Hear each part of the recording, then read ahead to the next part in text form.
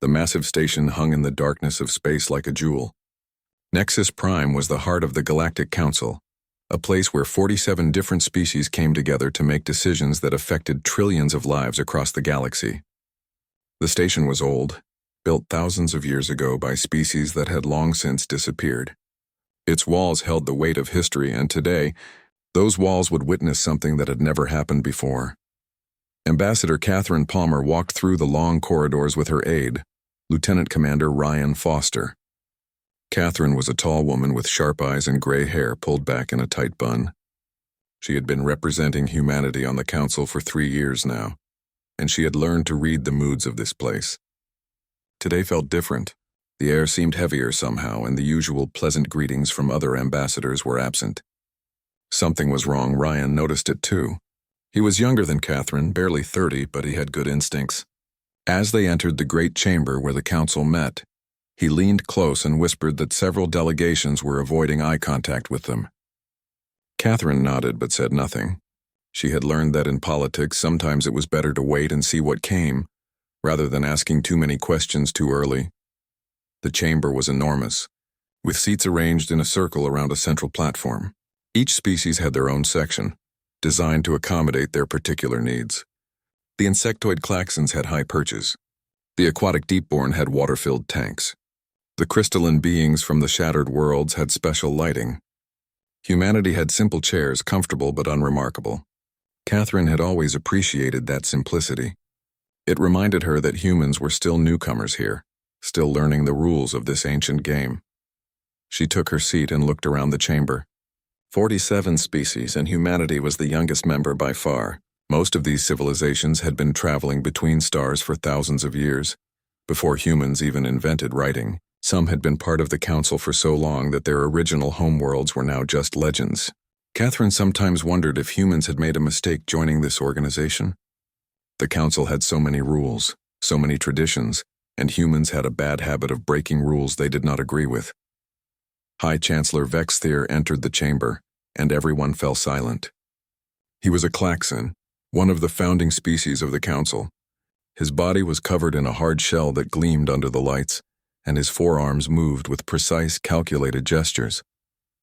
His compound eyes could see in multiple directions at once, and Catherine always had the uncomfortable feeling that he was watching everything and everyone simultaneously. He had never liked humanity. Catherine knew this because he had never bothered to hide it. The session began with routine business. Trade agreements were discussed. Border disputes were mediated. A request from a mining colony for infrastructure support was approved. Catherine listened carefully to everything, taking notes on her data pad. Ryan sat beside her, his face calm, but she could see his fingers tapping nervously on his knee. He sensed it too, that feeling of waiting for something bad to happen. Then Vexthier called for emergency measures. The chamber grew completely silent. Emergency measures were rare, used only for serious threats or urgent matters that could not wait for the regular quarterly meetings. Catherine felt her heart begin to beat faster. This was it, whatever had been brewing. The High Chancellor explained the measure in his clicking, buzzing voice that the translation devices rendered into smooth, emotionless words. The Council, he said, had been protecting the galaxy for 500 years. The combined fleets of all member species had kept the peace, defended against pirates and raiders, and maintained order across thousands of star systems. This protection had a cost, and it was time for all members to pay their fair share. Catherine listened as Vexthier outlined the new tax. It would be retroactive, covering 500 years of protection. Each species would pay based on their population, their industrial capacity, and their territorial holdings. For the older species, this would be manageable. They had vast resources accumulated over millennia. But for humanity, the numbers were devastating. 47 trillion credits. The number appeared on every screen in the chamber. 47 trillion credits payable within 6 standard months. Catherine stared at the number, her mind racing through calculations. Earth's entire economy was worth maybe 8 trillion credits.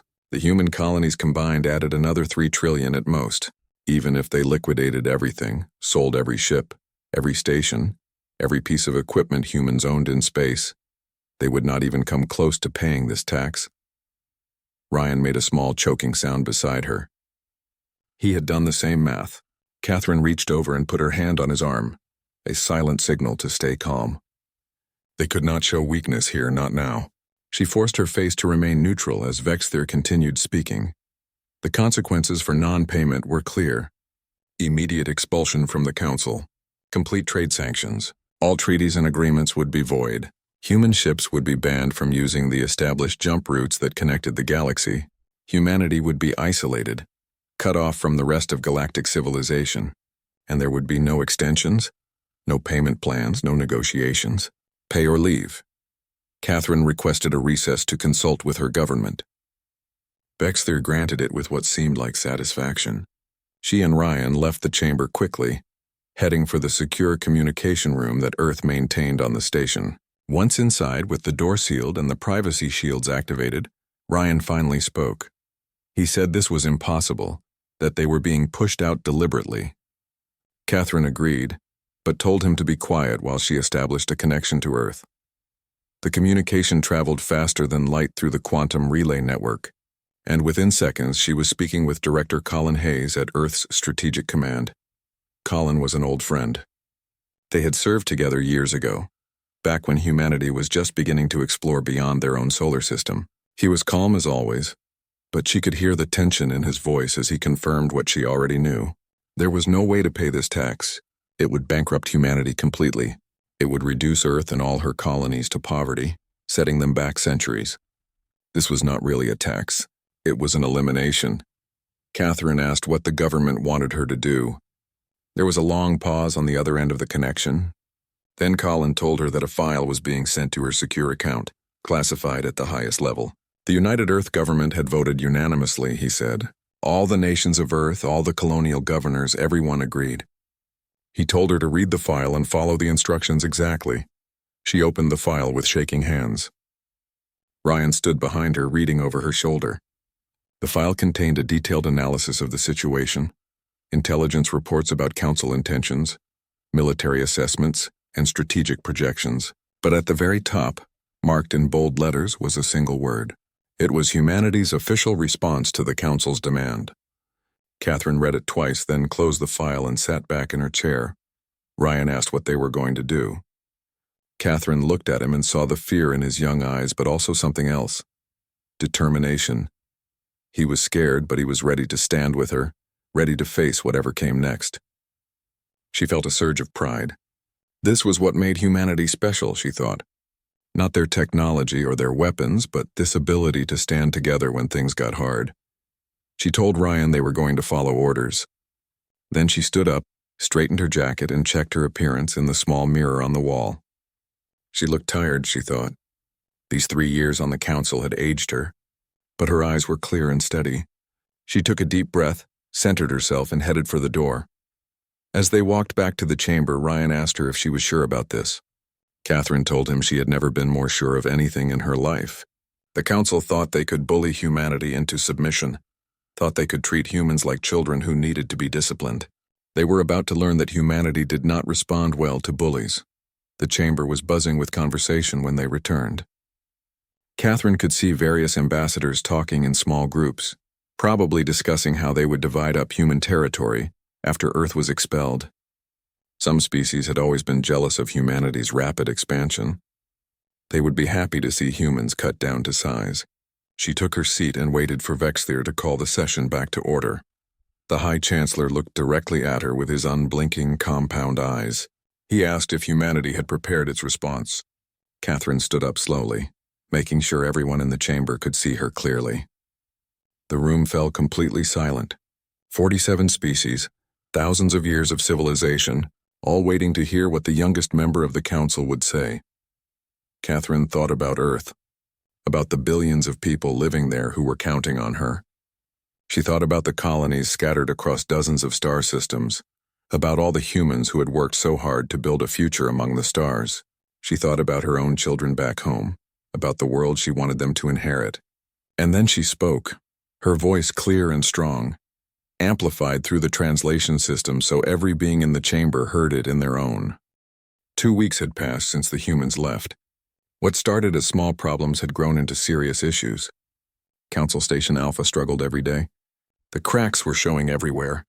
Engineer Kyle Bennett's replacement stared at the control screens in the main engineering bay. His name was Vex, a Crithian who had served in the military for 20 years before taking this position.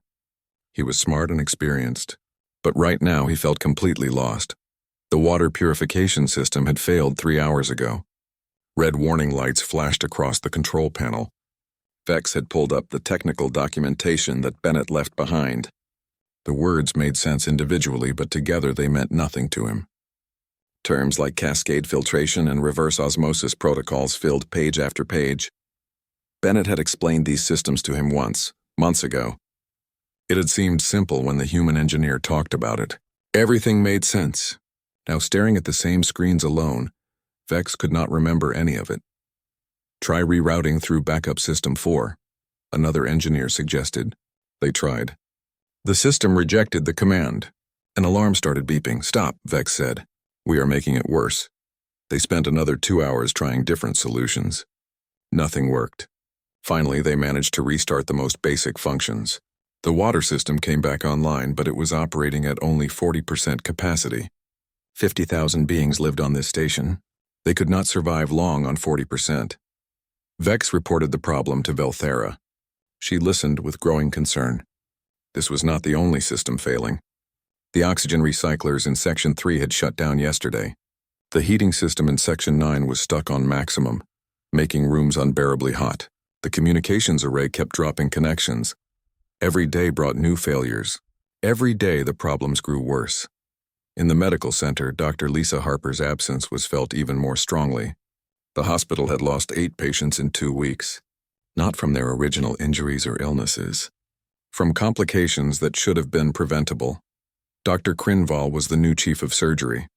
She was a skilled doctor from a species known for their medical knowledge, but she was overwhelmed. The hospital ran differently than she expected. Equipment was not where she thought it should be. Procedures that worked in her home hospitals did not work here. Medicine dosages seemed wrong for the station's mixed population. She finally understood. Human doctors and nurses had adapted everything. They had figured out how to treat 300 different species in one facility. They had memorized which medicines worked for which species. They had trained everyone. They had built a system that worked smoothly. Now that system was falling apart. Mortality rates had tripled. Surgery times doubled. Simple procedures became dangerous. The medical staff worked around the clock, but they could not keep up. They were skilled doctors, but they lacked the experience and knowledge that human medical workers had built over centuries. Trade Minister Kalvesh called an emergency economic meeting. Representatives from major trading companies filled her conference room. All of them looked worried.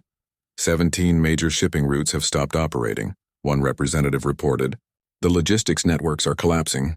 We cannot track cargo anymore. Shipments are getting lost. Deliveries are delayed by weeks.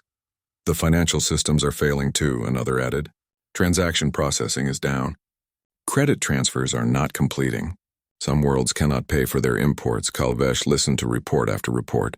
The galactic economy was built on complex networks of trade, shipping, and finance. Humans had managed these networks. They processed the paperwork. They tracked the shipments. They maintained the computer systems that made it all work. No one had realized how much humans did until they stopped doing it. Can we hire other species to do this work? Kalvesh asked. We are trying, a representative said. But humans were trained for this. They understood the systems. Training new workers will take months, maybe years, and we do not have that time. Food shortages were already being reported on 17 worlds. Medical supplies were stuck in warehouses with no one to process the shipping orders. Raw materials needed for manufacturing sat in cargo holds while factories waited for deliveries that never came. The economic collapse was accelerating. Commander. Zixkor stood in the military command center, his pride in ruins. The Crithian fleet was supposed to conduct training exercises today. 50 warships performing tactical maneuvers. A display of military power that would remind everyone why the Crithians were feared across the galaxy. Instead, 30 of those ships could not leave dock. Their navigation systems were malfunctioning. Their weapons targeting computers showed errors. Their communication arrays could not maintain stable connections. Human technicians had maintained the military networks. They updated the software. They fixed the bugs. They kept everything running smoothly. Zixcore had barely noticed them. They were just support staff. Background workers who did simple technical tasks while real warriors trained for battle. Now his mighty fleet was crippled by technical problems. Worse, pirates had noticed. 3 colonies had been raided in the past week. The defense grids that should have protected them were offline. The patrol ships that should have responded could not coordinate their efforts. The Galactic Defense Force, the most powerful military in known space, could not protect its own territories. Zixcore had called the humans weak. He had laughed when they left. Now he stood in his command center, surrounded by malfunctioning screens and broken systems, and felt shame for the first time in his life. Warriors were useless without weapons that worked. Ships were useless without systems to fly them. All the strength and courage in the galaxy meant nothing if you could not launch your fleet. Scientist Ornvik watched his research lab shut down. One by one, the experiments stopped. The equipment failed. The data systems crashed. Decades of research ground to a halt. He had worked with many human scientists and engineers over the years. He had always appreciated them. They were thorough, detail-oriented, patient. While Ornvik and other alien scientists focused on big theories and exciting discoveries, the humans handled the practical work. They designed experiments properly. They maintained equipment. They organized data. They caught mistakes. Ornvik had published 37 major research papers in his career. Looking back now, he realized that humans had contributed to 35 of them. They had done the work that made his discoveries possible. They had solved the technical problems that would have stopped his research. They had been essential to his success. He had thanked them, of course. He had always been polite, but their names did not appear on his papers. The credit went to him. The awards went to him. The recognition went to him. The humans just moved on to the next project, supporting someone else's great achievement. Now there was no one to support his work, no one to maintain the equipment, no one to organize the data, no one to catch his mistakes. His brilliant theories were useless without practical implementation. The galaxy was not just losing human labor. It was losing the invisible foundation that made everything else possible. Velthera convened another emergency council meeting. The chamber was quieter this time. The confidence from 2 weeks ago had vanished. Reality was setting in. Ornvik presented his analysis. He had spent the past week researching human contributions to galactic society. The numbers shocked everyone. Humans are 3% of the galactic population, Ornvik said, but they maintained 60% of our critical infrastructure. They handled 70% of our interstellar logistics. They wrote 90% of our technical documentation. They trained most of our skilled workers in practical fields. He pulled up more data. In medicine, humans provided direct patient care for 40% of all cases. They taught 60% of medical courses. They developed most of our current treatment protocols for multi-species environments. In military systems, humans designed 85% of our current technology. They wrote all the software. They trained all the technicians. In scientific research, human contributions appear in 90% of major breakthroughs over the past century, not as lead researchers but as essential support staff. The council chamber was silent. The numbers were devastating. Humans had been everywhere doing everything, making it all work, and everyone had simply ignored them. How did we not see this? Kalvesh asked quietly. Because they did their jobs well, Ornvik said. Everything worked smoothly. We never had to think about it. The systems just functioned. The work just got done. We took it all for granted. Zixcore spoke, his voice lacking its usual confidence. What do? We need to contact them, Velthera said. We need to negotiate their return. They are not responding to our messages, her assistant said. We have sent hundreds of communications. All we get back are automated replies saying humanity has withdrawn from galactic affairs. Then we find them, Velthera said. Send scout ships. Search their last known territories. Find out where they went. We need to talk to them face to face. The meeting ended with grim determination. The council would find the humans. They would bring them back. They would fix this situation. But it was already too late to simply fix things. The damage was done. The cracks had appeared. And cracks have a way of spreading. 6 weeks after the humans departed, galactic civilization was collapsing. What had been cracks were now chasms. What had been problems were now catastrophes. The galaxy was learning the hardest lesson of all. Council Station Alpha declared a state of emergency. The massive station that had housed 50,000 beings now struggled to support 20,000. Life support systems were failing faster than engineers could repair them. Power flickered on and off. Water was rationed.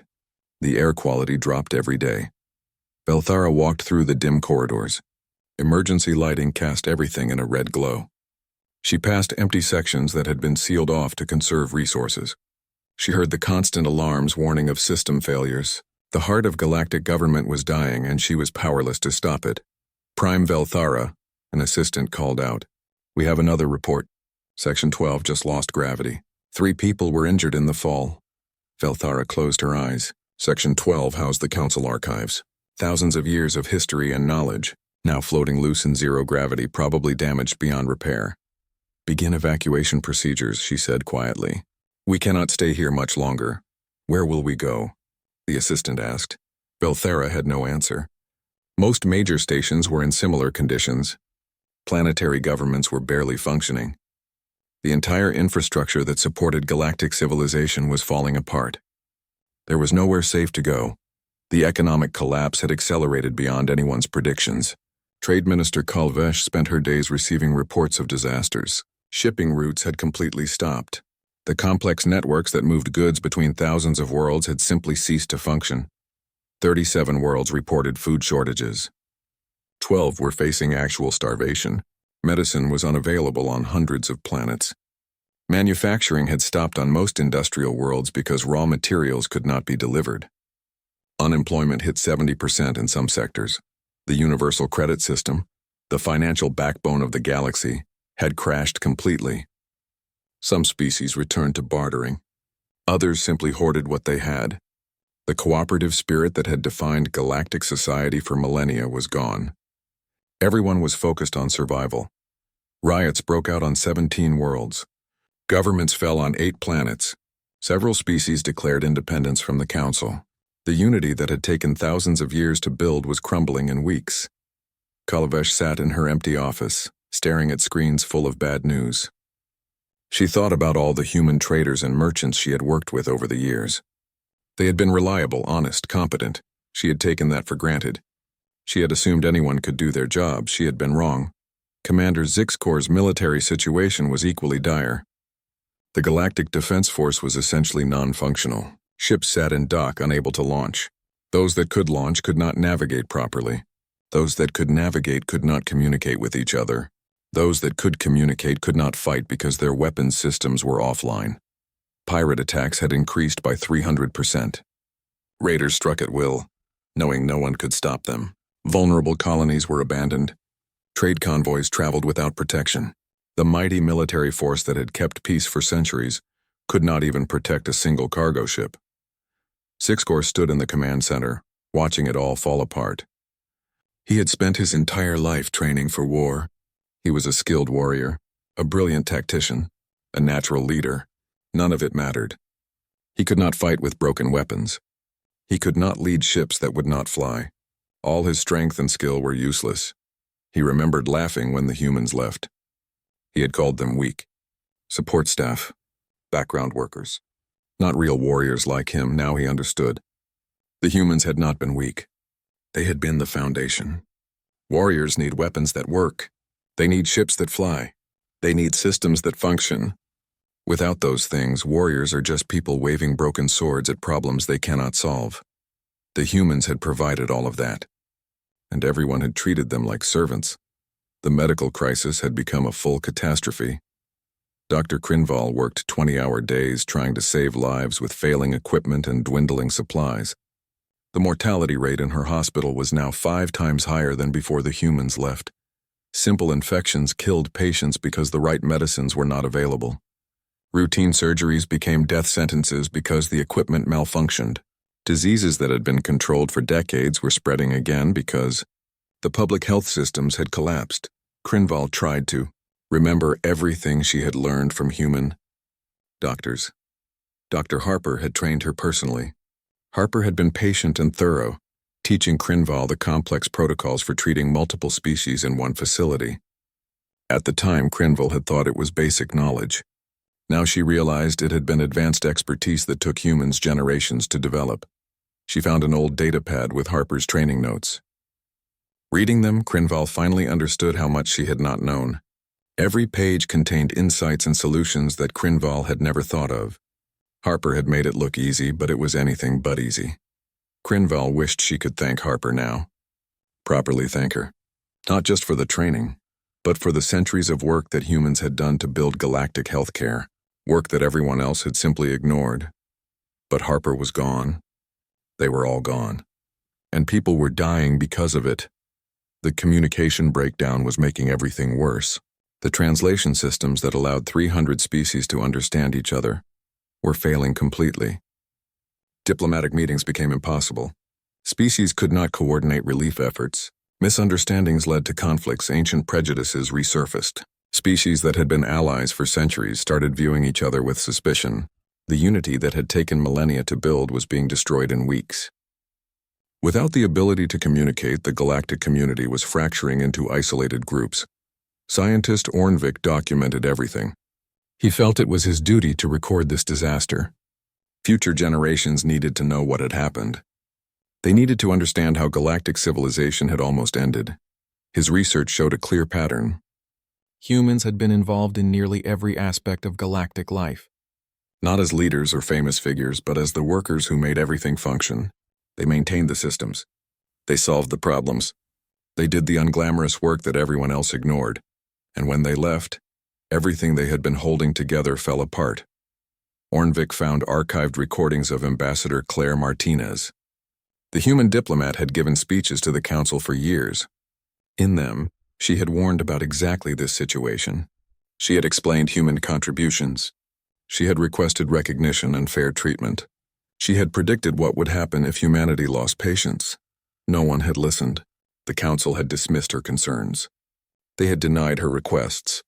They had treated humanity like junior members who needed to prove themselves worthy of respect. Ornvik published the recordings. Within days, they spread across what remained of the communication networks. Billions of beings watched Martinez calmly explaining that humans just wanted basic respect. They wanted acknowledgement for their work. They wanted to be treated as equal partners, not as servants. Her final speech was the most powerful.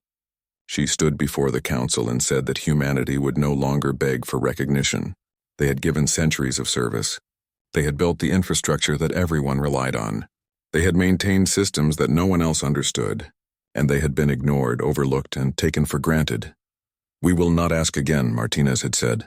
"We will not demand. We will not threaten. We will simply stop. We will leave. And then you will understand what we have been doing all along." The recording ended with Martinez walking out of the council chamber. That had been 3 months before the departure. 3 months of warning that no one had taken seriously. Now everyone understood, but understanding had come too late.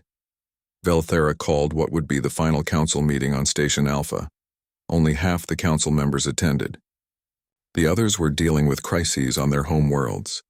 The chamber was cold because the heating system had failed. The lights kept flickering. Alarms beeped constantly in the background. "We must face the truth," Velthara said. Her voice was tired. "We failed. We failed to see what humans were doing. We failed to value their contributions. We failed to treat them with basic respect. And now we are paying the price." No one argued. The evidence was overwhelming. Galactic civilization was collapsing because they had taken one species for granted. They had assumed humans would always be there, doing the work that made everything function. They had been wrong. Our scout ships found them, Velthara continued. They have established new colonies far beyond our space. They are not coming back on their own. We need to go to them. We need to negotiate. What can we offer them? Kalvesh asked. What do we have that they need? The question hung in the air. The answer was obvious and painful. Humans did not need the council. The council needed humans. Humans had been self-sufficient all along. They had provided far more than they received. The relationship had been completely one-sided and no one had noticed until it ended. We can offer respect, Ornvik said quietly. We can offer acknowledgement. We can offer partnership instead of exploitation. 3 months after humanity departed, the council delegation finally reached human territory. Their damaged ships limped into orbit around a planet that scans identified as New Terra, the first human colony in their new home. Velthara looked at the planet through the viewport. It was a beautiful world. Blue oceans, green continents, white clouds. The settlements visible from orbit were small but organized. Even from space, she could see that everything was functioning properly. The contrast with Council space was striking. Here, 3 months after establishment, the colony was stable. Back home, 3 months after the departure, civilization was collapsing. The difference told her everything she needed to know about who had really been holding things together. A human face appeared on their screen. Captain Alex Morgan. He looked calm and professional. His expression showed neither anger nor welcome, just polite neutrality. Council delegation, this is Captain Morgan of New Terra. We have been expecting you. You are welcome to land at the coordinates we are sending. We will provide shelter and supplies for your damaged vessels. That was all. No questions about why they came. No conditions. Just an offer of help. Velthara felt shame. Even now, after everything, humans were offering assistance without being asked. The delegation landed. Human workers immediately began inspecting their ships. They were efficient and professional. They treated the alien visitors with courtesy, but there was something different in their manner. They were not trying to please. They were simply doing their jobs. Captain Morgan met them at the landing pad. Behind him stood Dr. Lisa Harper, Engineer Kyle Bennett, and Ambassador Claire Martinez. All faces that Velthara recognized, leaders who had served the Council for decades. Welcome to New Terra, Morgan said. I apologize for the basic facilities. We have only been here 3 months, but you are safe here and your ships will be repaired. Thank you, Velthara said. Captain Morgan, we need to talk. About what has happened. About the galaxy. About everything. I assumed that is why you came, Morgan said. We have prepared a meeting space. Please follow me. They walked through the colony. It was small but well designed. Buildings were practical. People moved with purpose. Children played in parks. Everything worked. No system failures. No emergencies. Just a functioning community. Six Corps looked around with discomfort. 3 months. These people had been here 3 months and had built something stable. His own military bases with centuries of resources were falling apart. They entered a conference room. Chairs were arranged around a table. The humans sat on one side. The delegation sat on the other. For a long moment, no one spoke. Finally, Velthara began. I want to start with an apology. A complete apology. We were wrong. We failed to see what humanity was doing. We failed to appreciate your contributions. We took you for granted, and now our civilization is collapsing because of our blindness. Morgan nodded slowly. Thank you for saying that. It means something to hear it spoken aloud. We need you to come back, Velthara continued. The galaxy needs you. Systems are failing.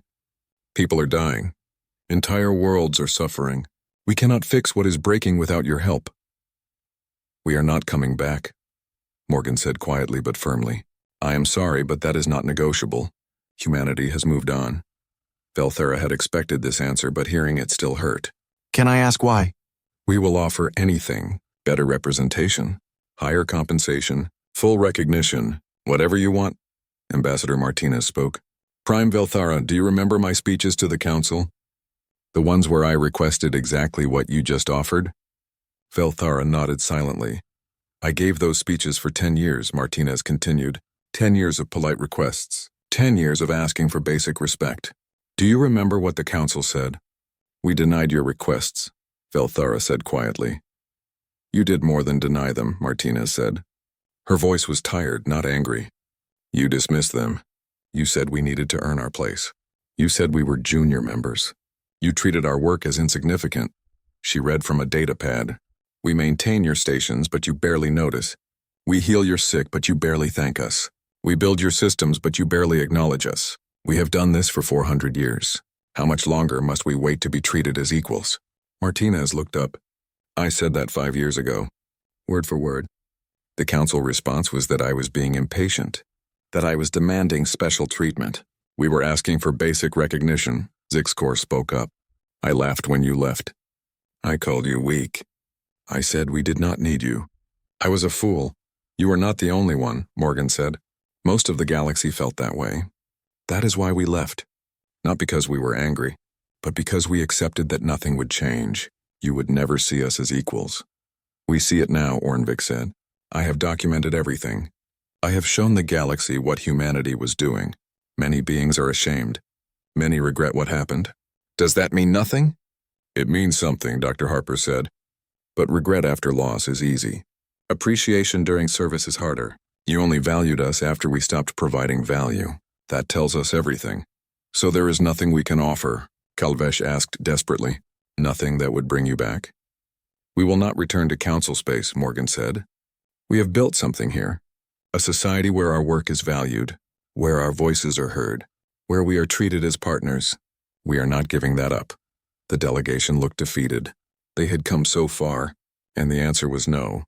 However, Dr. Harper said, and everyone looked up, we are not without compassion. We do not wish to see billions suffer. We will offer an alternative. And what alternative? Velthara asked. We will share knowledge, Harper explained. We will provide documentation, training programs, consulting services. We will help the galaxy learn to maintain its own systems, but we will not do the work for you. Not anymore, Engineer Bennett continued. The documentation is already written. It is detailed and complete.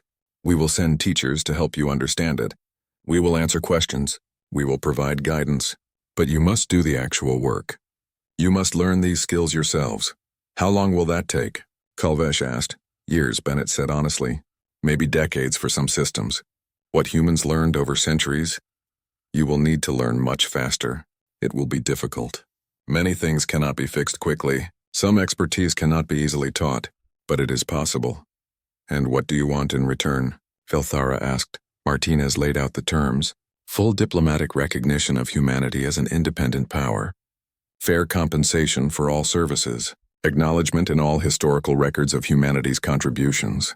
And most importantly, fundamental changes in how the Council values different types of work. Technical expertise must be valued equally with scientific discovery, she continued. Maintenance work must be respected as much as military service. Support roles must be acknowledged as essential, not inferior. The entire structure of how your society assigns worth needs to change. Bennett added the hardest truth.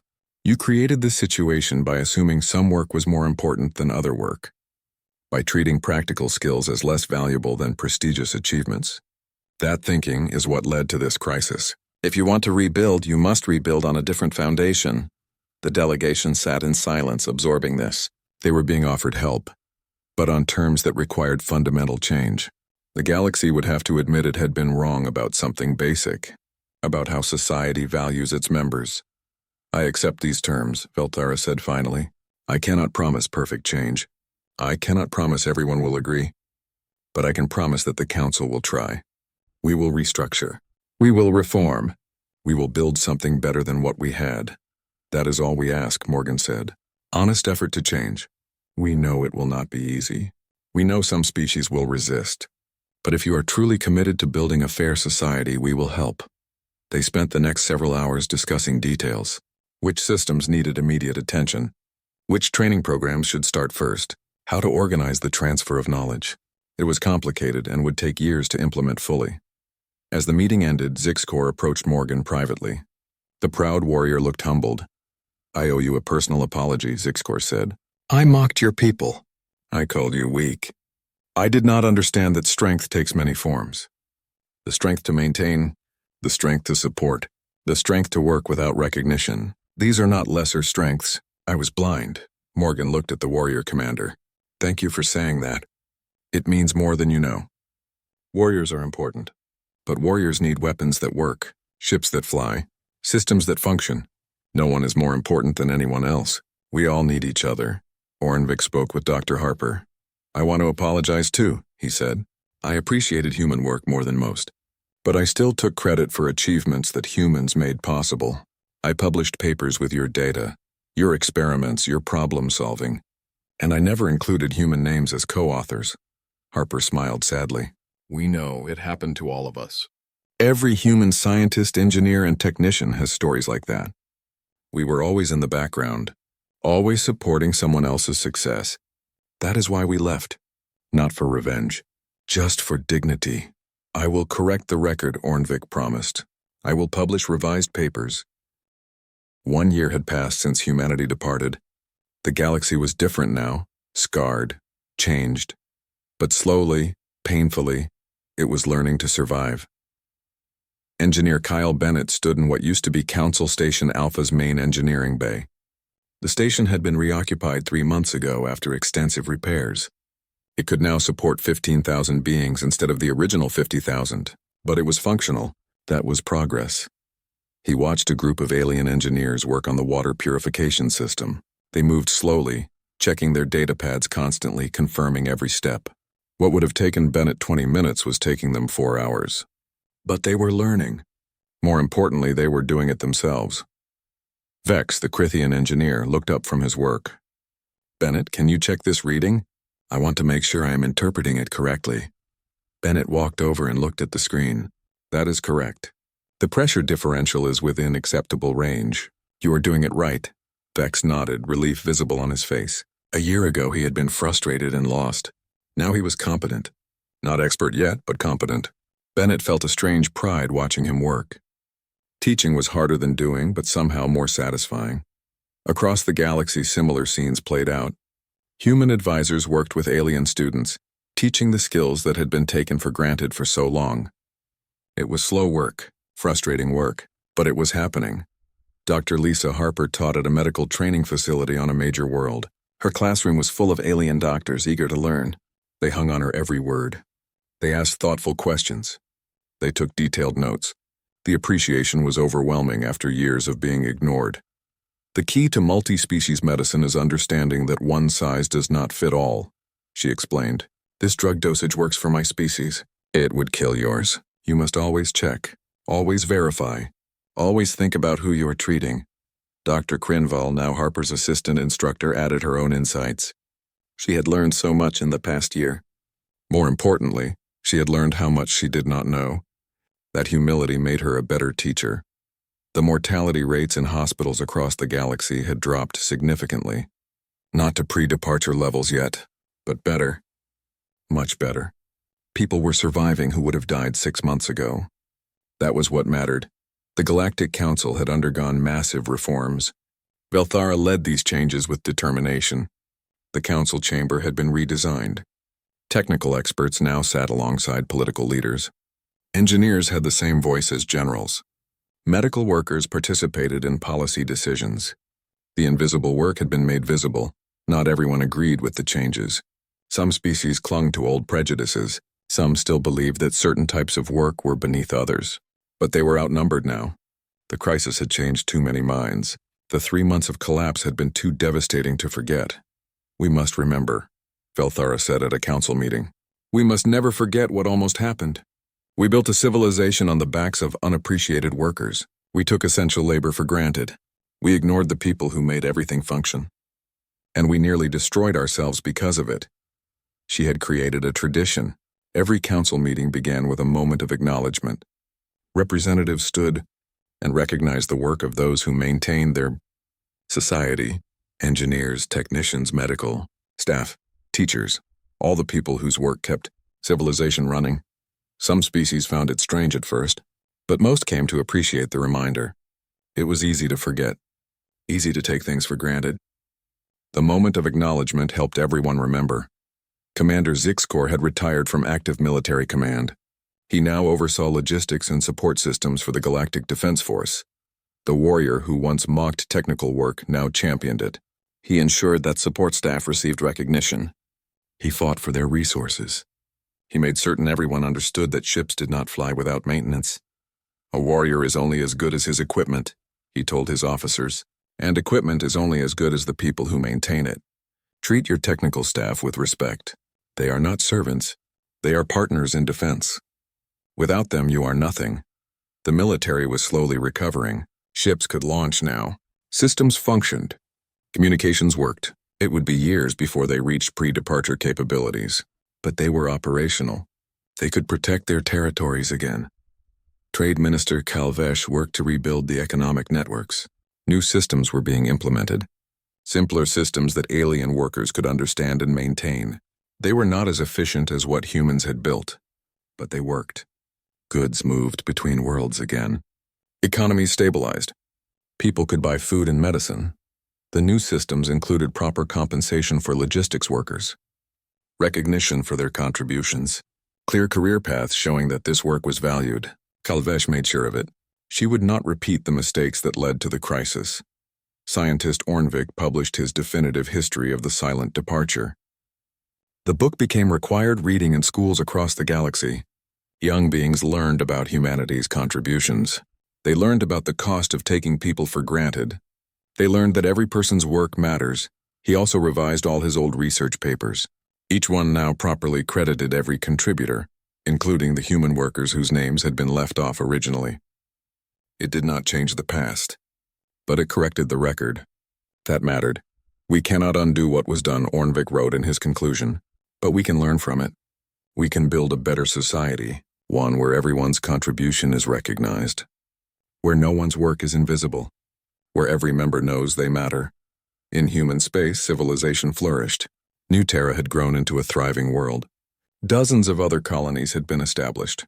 Human technology advanced rapidly without the burden of maintaining everyone else's infrastructure.